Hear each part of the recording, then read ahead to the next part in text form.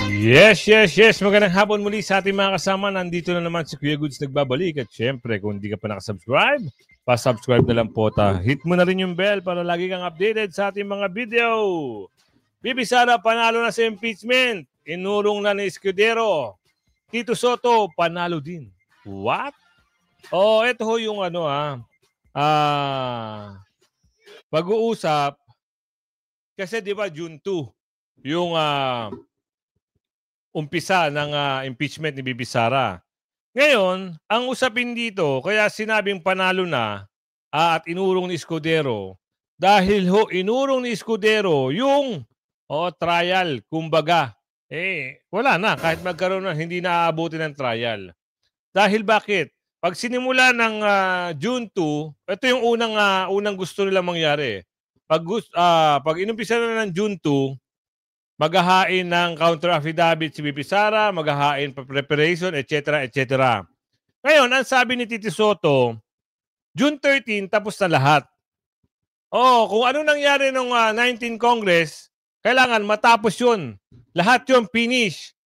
Panibagong Congress, kung ano nangyari sa 19 Congress, wala na. Hindi pwede sa 20 Congress. Panibago, ibig sabihin new, inurong ng June 11. So, 2 days? Iyak-iyak ngayon si Queen Saba rito. Iiyak talaga, pero nakalike ka muna, ha? Nakalike ka na ba? Siyempre, mag-like ka muna at samahan mo na rin ng subscribe. I-share mo na rin at hintayin mo na araw-araw na meron ka matatanggap na notification. Kasi, kailangan mo i-bell all yan. Di ba? Pag binell all mo, yan.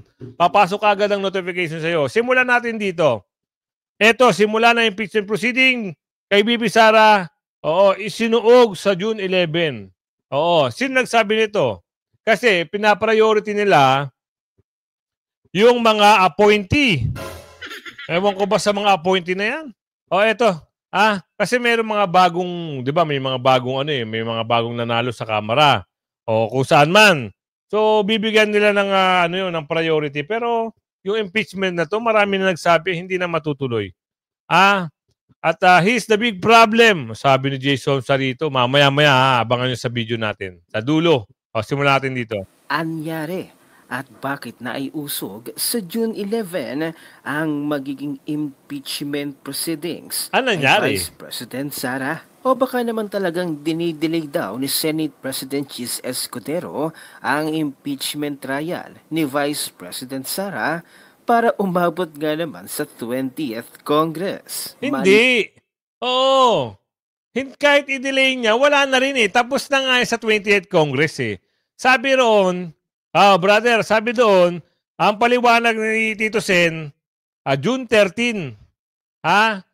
Di lalong delay sila. Ngayon, hindi natin alam dito kay Boy Kilay kung talagang pinapaiyak na si Balulong dito. Pinapaiyak niya yung mga bakulaw na kongresista rito. Bakit? Atat na atat daw sila samantalang noon hindi nyo hinain. Ngayon, sinabihan kasi siya dati, di ba? Minamadali si Boy Kilay ng mga kongresista. Siguro ginagantihan lang, ha?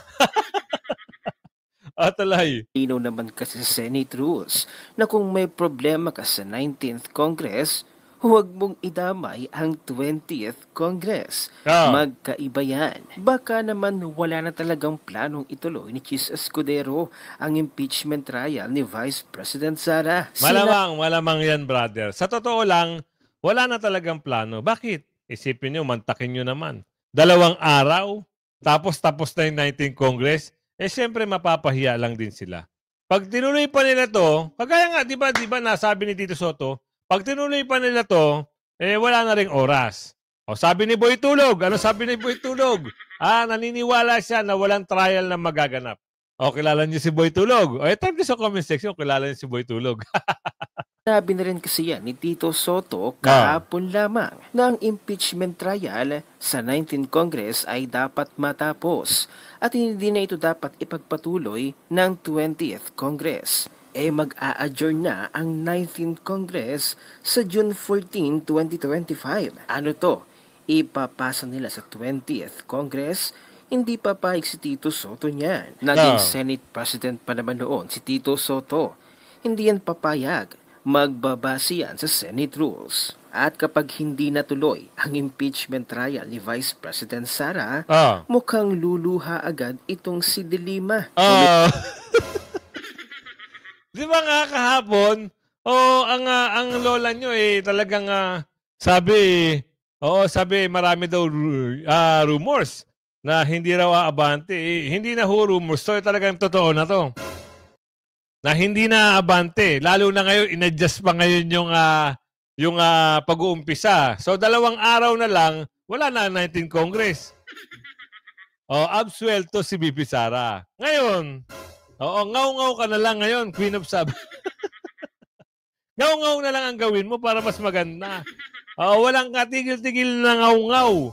Dapat ang gagawin nyo na lang, sana ay magtrabaho na maayos. No?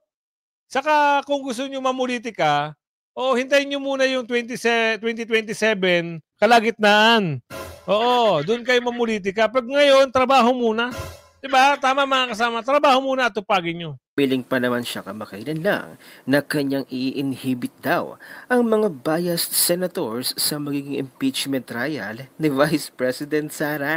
Pero Diyos ko day, si Manay Leila nagmamagaling sa math na parang pasado sa algebra kahit hindi marunong magbilag ng boto. Ayun lang. Gusto raw niyang ipa-inhibit ang mga biased senators.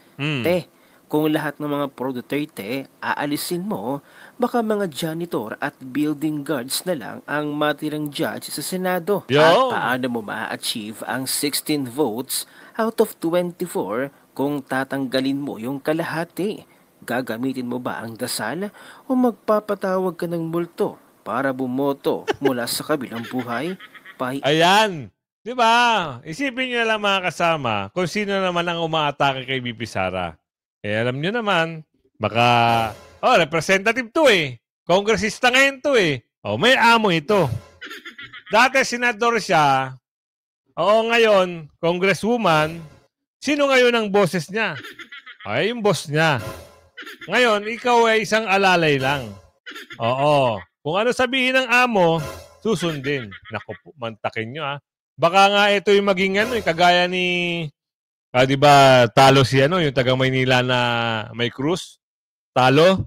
Baka ito yung maging boses dun At saka yung taga Negros ba yun? O yung maliit na tao na napakaangas.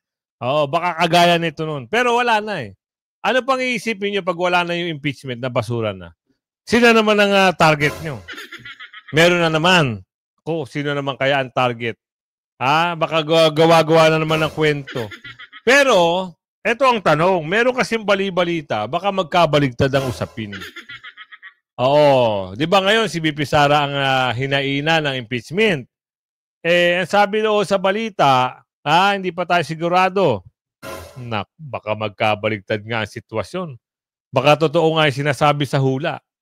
Ang hula ay, babae ang susunod na presidente. Sino ba ang malakas sa pangalan? Si BP Sara lang naman. Wala nang iba. Sige nga, magbigay ka nga ng malakas sa pangalan na pwedeng maging vice-presidente o pwedeng tumakbong vice-presidente. Wala naman. Yung mga umuugong-ugong na pangalan, mga NPA. Kuya Goods naman. Hindi, totoo naman. Yun yung mga nanggugulo. Sila yung mga nagngangaw-ngaw. Ikutin mo ba ang baso? Girl, this is real life. Nakasulat sa Constitution, hindi magic. And unlike your logic, the Constitution actually requires numbers, not just galit. So kung wala kang calculator, gumamit ka na lang ng abacus.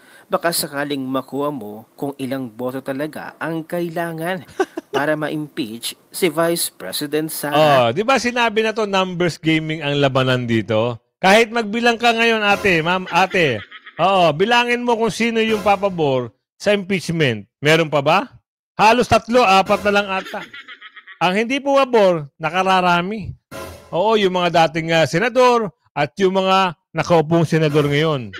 Yung mga bagong elect at yung mga re-electionist.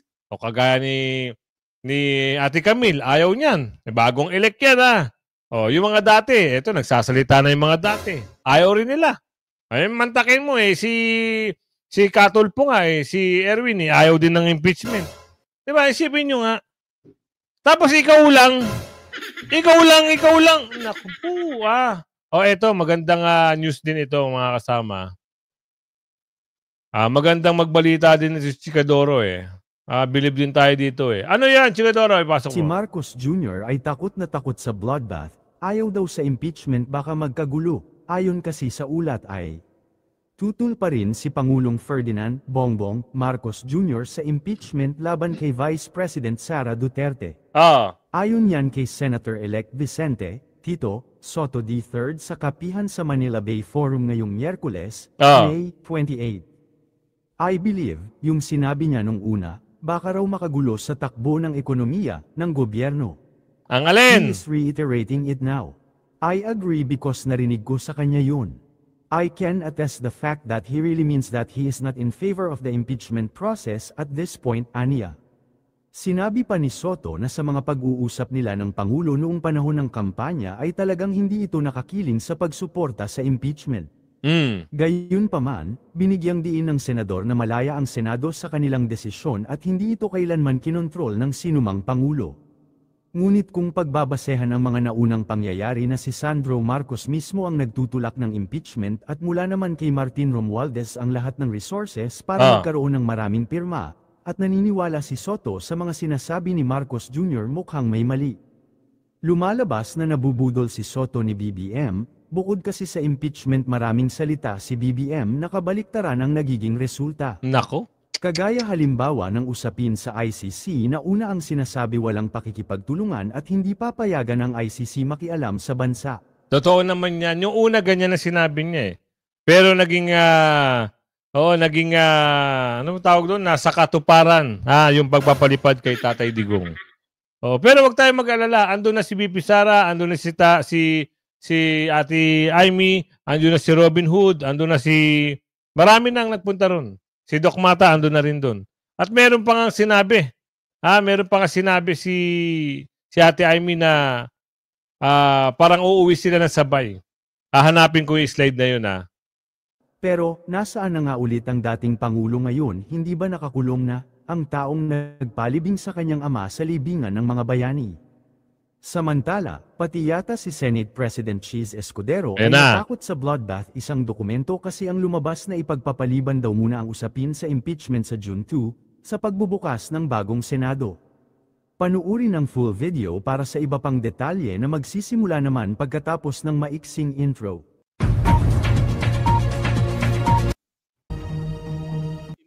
Vice President Sara Duterte sa June 11, 2025, ayon kay Senate President Francis Cheese Escudero. Nakatakda na umano ang pagdinig sa June 11, alas 4 ng hapon, mula sa orihinal na schedule na June 2, 2025. Ginawa ang pagbabago ng schedule kasabay ng pagtutulak ng Legislative Executive Development Authority Council na maipasa ang 12 prioridad na panukalang batas bago ang sine-die adjournment ng ika-19 na Kongreso.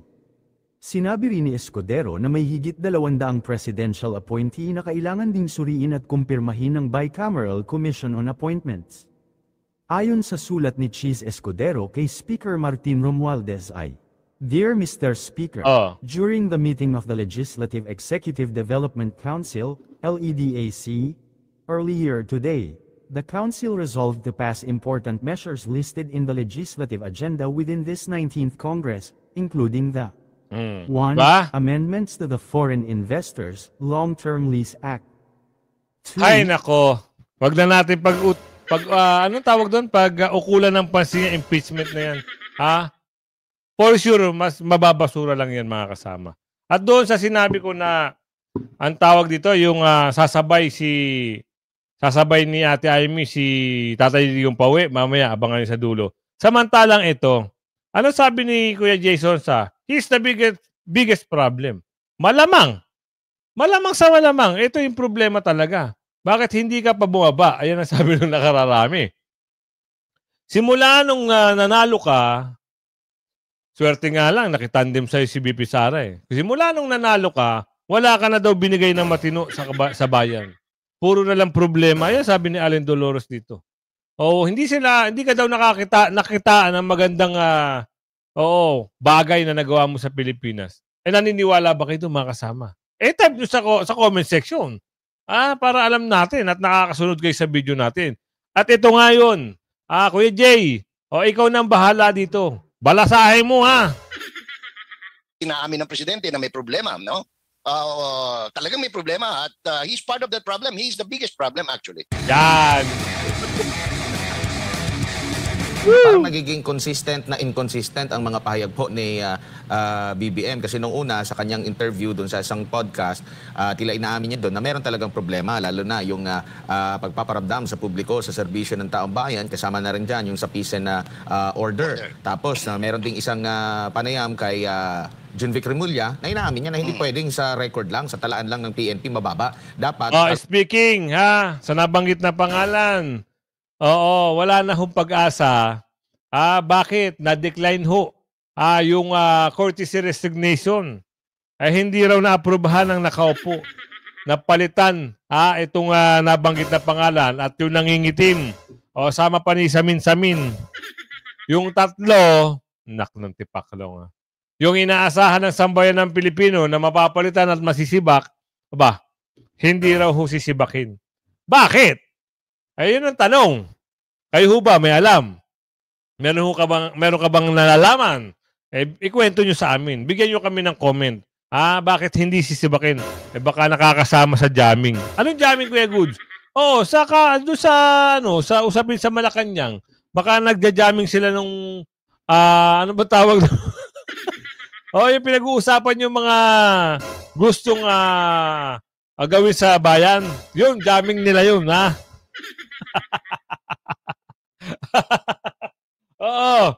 Yung mga pag-uusap tungkol sa pagpapaayos daw di umano ng bansa. Baka doon sila nagja-jamming. Tagos ito, ramdam ito ng taong bayan. Tapos sa recent naman na interview sa kanya sa media, itong si BBM ay pinagmamalaki muli yung pagbaba di umano ng krimen batay sa datos po ng Saan bumaba? Saan banda, kuya? Kasi yun ba yung pinagmamalaki nun? Anak ng bogi. Baka lumala, kuya. Kuya Edmar, baka mali sila ng binabalita. Sa bagay, marami silang mahawak dyan eh. Kahit fake news, binabalita nila eh. Diba? Tuloy natin to. Bansang pulisya. Nabanggit mo nga na sampal sa kanila yung inilabas na travel advisory ng Estados Unidos sa pagpapaalala sa kanilang mga citizen na mag-ingat dahil maliban dito sa kidnapping, marami ding mga issue ng nakawan, holdapan at kung ano pang mga krimeng nagaganap po sa bansa. Ito po ay BFF ng Pilipinas at may ironclad na commitment sa Pilipinas. Bakit kaya hindi nila ito impaimbestiga at sabihan na, fake news yung pinapakalat ninyo US? Tama. Alam mo, to the credit of Mr. Remulla, Governor Remulla, dati siyang gobernador eh. Alam mo, pag dati kang LGU executive, alam mo kung talagang anong nangyayari on the grounds. And alam niya, umuwi yan sa Cavite, may nandun yung anak niya, nandun yung mga kapatid niya. And he knows what is going on on the grounds na hindi pwedeng pagtakpan ng paper report, no? Ng paper survey or study that crime is down, no? In likewise manner, natutuwa ako dahil at least inaamin ng presidente na may problema, no? Talagang may problema at he's part of that problem. He's the biggest problem ng tao kasi walang ibang barometer diyan. Kasi na masasabi natin except for the actual study made by Pulse Asia where the net trust rating of the president is -10. Malaking problema 'yon. Now, if the president accept that as a problem and he's willing to solve that problem, then good for the country. But the problem is he? Ano ang kanyang balak gawin? Ano ang kanyang steps na gustong gawin? Ito bang mag-appoint kaya pagpo-promote kay Torre ay isang tamang direksyon, a step in the right direction, or it might just exacerbate the situation when people have no trust in the very person he is appointing to lead somebody to head the peace and order campaign in the country, no? Kasi if you remember, nung na isang police general na nag-retire, kamakailan lang ang nagsabi, puro politika ang inatupag ng mga leadership sa PNP, na biglang lumalala na, harap-harapan na ngayon. Lumalabas na sa kalye yung mga NPA, yung mga terorista na talagang naghahamon na at na dati-dati ay anong tawag nito, naghihinalu na, ngayon ay nabuhayan pa uli, no? So ito yung mga bagay na dapat tingnan, no? Kasi hindi naman maglalabas, no, ang isang embahada o gobyerno, foreign government, ng travel advisory, especially extreme dangerous travel advisory sa kanyang mga nationals, unless nakita nila na meron talagang danger para sa kanilang mamamayan na magtungo o naririto na sa bansang Pilipinas, Admar. Opo, dito naman tayo sa nabanggit mo na una kanina, itong reconciliation. Ayaw niya ng reconciliation na may tawag nito, may kondisyon. Ano pong masasabi niyo po? Dito siya yung nagbukas doon sa usapin patungkol sa reconciliation, pero para sa kanya, parang gusto niya, ano na lang, for... Oo, bawi na lang yun, Kuya Admar. Oo, kunyari lang yung reconciliation para lang may masabi. Oo, di ba, alam mo nyo naman, pag may bagong sinasabi yan at bagong statement, ang kapalit dyan, baka merong panibagong gagawin. Ayun na nga. Sabi ni Aling Ledesma, meron nga talaga. 'Di ba? Ano na naman ang mga pautot nila pagdating dito sa issue na to? Yan ang aalamin pa natin sa mga susunod na usapin. Pero tuloy natin to. Forgive and forget. Alam mo, ang problema siya ang humingi. Siya ang nagbanggit, no? Wala namang, it never came from the other parties, no? Hindi naman si Inday Sara, si Vice President Duterte ang nagsabi niyan. Hindi rin naman ang kampo ni former President Duterte ang nagsabi na they want to reconcile with the Marcoses, no? Siya ang nagbukas sa isang tanong, no? Sa di ba? Kasama si Katunying diyan. Tinanong ni Katunying, handa ka ba sa pakipag-ayos sa mga Duterte? Anong sinagot? Kung babalikan niyo yung mga video, mga kasama, mapapaniwala kayo sa una eh. Ito, pagdating ng dulo, iba rin ang nilaman. Kaya abang-abang na lang tayo mga kasama kung ano ba talaga ang kagustuhan nila. Dahil lang sabi niya, di ba sabi niya, ayaw niya ng may kaaway, ayaw niya ng may kaalitan. No? Gusto niya, yung bang happy-happy lang, di ba? Party-party, happy-happy lang, no? So, nung sinabi niyang, nung narinig ko na sabi niya, hindi, makikipag-reconcile ako, pero wag kayong magbigay ng kondisyones. Siyempre, ikaw ang humingi ng reconciliation eh. Yung other party will give the condition. Tama. Walang reconciliation na walang kondisyon. Anywhere in the world, no? Wala namang ganun eh. Wag na tayong lumayo kahit na sa away na lang na magkasintahan at magsyota o mag-asawa. Palaging may kondisyon yan pag nagre-reconcile. O wag mo nang ulitin okay na ako sa iyo. Di ba palaging ganun eh? Hindi naman pwede yung sige na, patawarin mo na ako. Kalimutan mo na yun. Wala ka na maraming sinasabi. Hindi mo pwede yun. Magagalit lalo yung asawa mo niyan o girlfriend mo, di ba? O yung mister mo. Di ba, nangalunya ka pagkatapos sasabihin mo wala nang kondisyon. Ganun yun eh. Tama. Opo, dito naman po sa naging pahayag din ni Pangulong Marcos Jr. na parang hindi siya naniniwala doon sa mga survey kung saan mababa yung grado niya. Tingnan daw sa ibang survey. Anong masasabi mo naman dito? Dahil ito, sentimiento ng taong bayan at kung pagbabatayan natin ng mga survey, maliban doon sa pagbibigay ng grado sa mga opisyal ng gobyerno, nandun din yung survey kung ano yung pinakapangunahin nila na pangangailangan at laging naunguna, pagkontrol sa presyo ng bilihin, kahirapan, peace and order, trabaho. Nagtutugma ito doon sa mga gradong ibinibigay. Noong sa unang interview, kanyang inamin na kailangan na talaga maiparamdam sa taong bayan. Tapos, biglang pihit na naman dito sa panibago niyang naging pahayag, Manong Jay. Alam mo, yan ang problema ng presidente natin, no? Meron siyang acceptance, pero mas grabe yung denial niya. You cannot solve the problem pag wala kang acceptance na may problema. Kasi kapareho niyan. Simple lang naman. Gusto niyang you want to test the water, Mr. President, where the public trust you. Pumunta ka sa palengke. Yung less anong tawag ito, walang gimmick. Yung ocular ka lang bigla, no? Walang announcement. Makikita mo kung mahal ka ng tao eh. Yun na lang dito na lang example, pag pinalabas nyo, alam ko we have some video. Pupunta siya nung campaign period. Alam mo kung mahal ka ng tao eh. Pagdating mo ran, para kang rockstar. Talagang ang tao sa iyo di magkamayaw. Tama. O pupunta siya, anong ginagawa ng nung alyansa. Gagawa sila ng job fair. Mamimigay sila, magpe-payout sila ng AKAP at iba pang ayuda just to gather the people. Pagkatapos sasara yung gate, parang sa ganun hindi makaalis para pagdating ng presidente marami pang tao. Yun. O, ito tayo, ha? Meron ng mga, ano to? Meron ng mga mensahe o pananalita. Ito si tita ko. Tita nyo. Tita natin lahat. Kaya pakinggan natin na Duterte ICC lawyer slam over the real prosecutor in Palace. Oo, may sagot si tita ko dito. Tita nyo rin. Tita natin lahat. Ay, pasok natin para mas maganda sa mas maganda. Tita. Ano na ba yung sinasabi mo dyan, tita? Para malinaw ang usapin.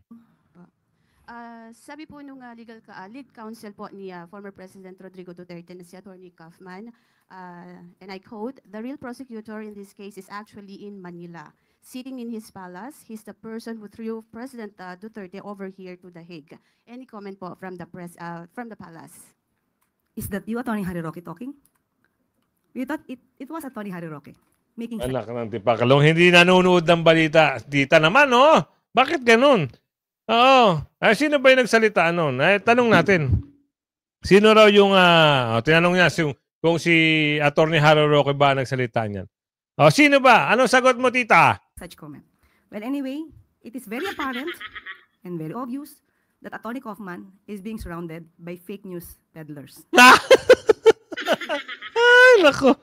Ito lang ang comment natin. Tayo naman nagko-comment lang, ha?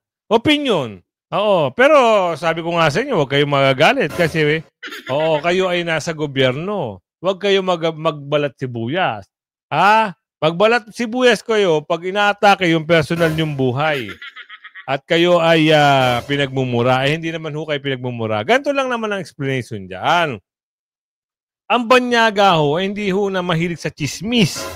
At ang banyaga ibang layo, hindi nagpe-fake news. Hindi sila nakikinig ng mga fake news. Alam nila kung ano yung tama sa mali. Yun lang naman komento namin. Tita naman, tita nyo rin ito, mga kasama. Tuloy, tita, tuloy.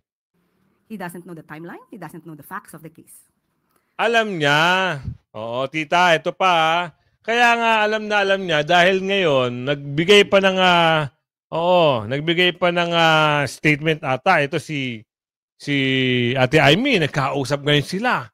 Pansinin mo, di ba, tita, magkasama sila ngayon. Nagkamayan sila. Ngayon, merong bagong testigo si Attorney Kaufman na merong testigo na lahat ay political attack. Political yung mga ganon. Political accusation. Di ba? Lahat ng bagay na yan sa ginawa kay Tatay Digong ay pamumulitika lang. Dahil hindi nga kinaya eh. Diba? Sa totoo, kahit sinong bumangga kay Tatay Digong, patakbuhin mo, kung pwede nga lang patakbuhin mo presidente ulit ang tao mananalo pustahan tayo. Pag tumakbo ulit presidente si Tatay Digong, sigurado solid. Ay comment nyo pag hindi ako tama dyan, mga kasama. Dyan tayo mag-survey. Kung pwede lang na pwede nga tumakbo ang isang presidente na natapos na kanyang termino, kung papayagan siya ng saligang batas o konstitusyon na pwede siyang tumakbo ulit, mananalo ulit si Tatay Digong at ilalampaso niya ang kanyang mga kalaban. Taga Mindanao, tama ba ako? Comment niyo sa comment section. Taga Bisaya, comment. Taga Luzon. Yan ang tunay na balita. Yan ang sinasabi natin.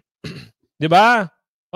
Isipin nyo. Sino ang pwede mong ipanlaban kay Tatay Digong kung sakasaling tatakbo siya? Wala. Dahil alam ng mga taong bayan ang trabaho ni Tatay Digong. Magaling, matapang, may abilidad, at may prinsipyo. Di ba? Ginawan lang nila ng kwento si Tatay Digong. Kaya yun, si Tatay Digong, sinabi niya naman, kasi ginikwentuhan sila patungkol dito sa may binibintang sa kanya Di ba? Sabi niya naman unang-una, ako ang ako kung sino man ang mga kinakasuhan yung kapulisan ko. Totoo naman. Inako niya. Dahil ganun siya, meron siyang paninindigan. Pero lahat yan, mapapawalang bisa ng yung mga akusasyon na yan. Andyan na si Ate Amy. Andyan na, nakabantay na. Baka sabay na sila umuwi. Diba? O kung umabot ka sa video nito, sabi mo kung saan ka. Shoutout sa'yo ng bonggang-bongga. Mega lang shoutout pa. O hanggang sa muli like and share. Bye-bye!